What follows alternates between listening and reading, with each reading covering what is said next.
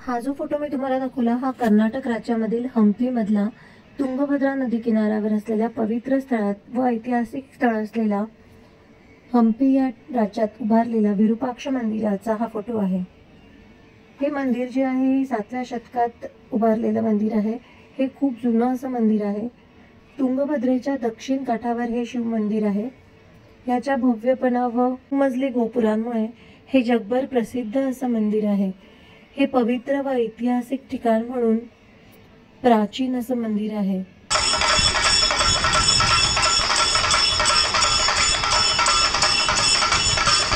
सुंदर वास्तुकला व इतिहासामुळे युनेस्कोने विश्व धरोहर स्थळांमध्ये याला सामावून घेतले आहे। येथे 7व्या शतकातले समृद्ध असे शिलालेख देखील आहे।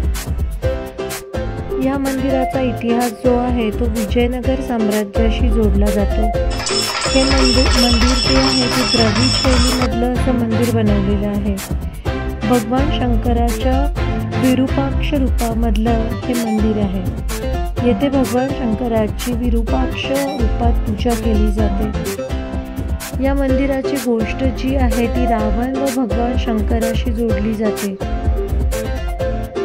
या मंदिरातील जे आहे ते दक्षिणेकडे वाकले आहे। तुम्हाला कसं वाटलं हे मंदिर मला नक्की कमेंटमध्ये कळवा।